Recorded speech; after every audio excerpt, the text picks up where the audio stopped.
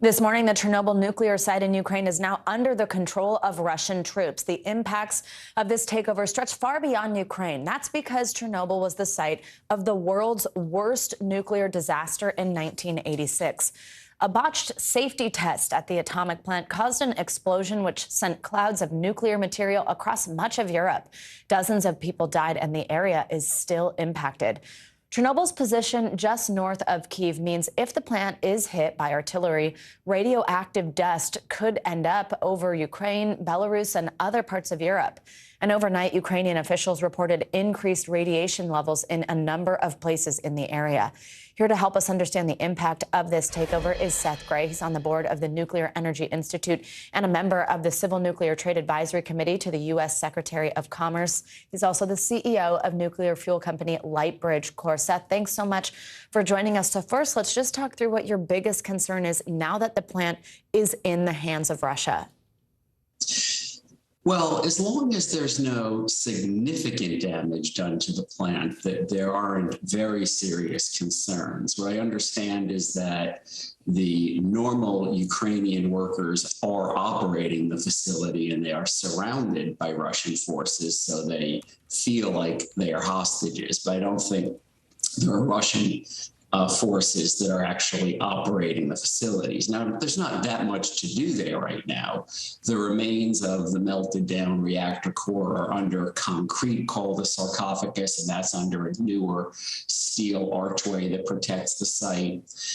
There's been heavy military equipment rolling through and around the area that stirs up dust, some of which has some radioactive elements in it, in the soil, but nothing that would be threatening.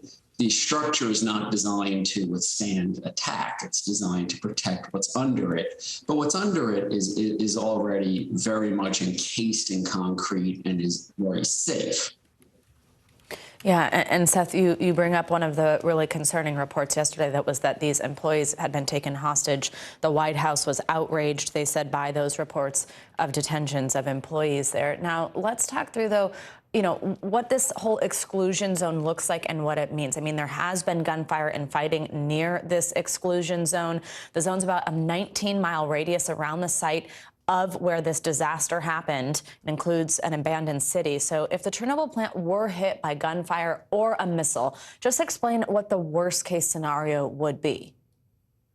Right. I don't think the worst case scenario is anything like what we saw when the plant had the original accident.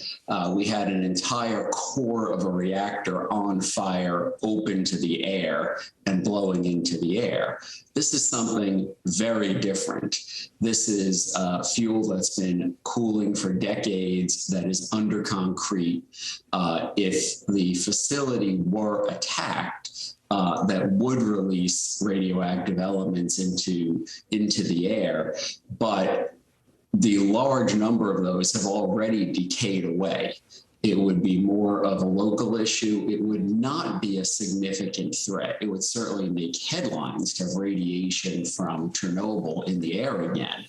But, and it would be an incredibly dangerous thing for people to try to do, to hit the site with weapons. But you would not have a fire. You would not have something that would be continuously spewing. You would effectively putting some dust out into the air that has radiation in it and then would settle again. And important to note that none of that seems to be the goal here. This Chernobyl area is on the route to Kyiv, which seems to be why it was of importance to Moscow. Seth Grae, thank you so much. Your expertise is greatly appreciated on this topic.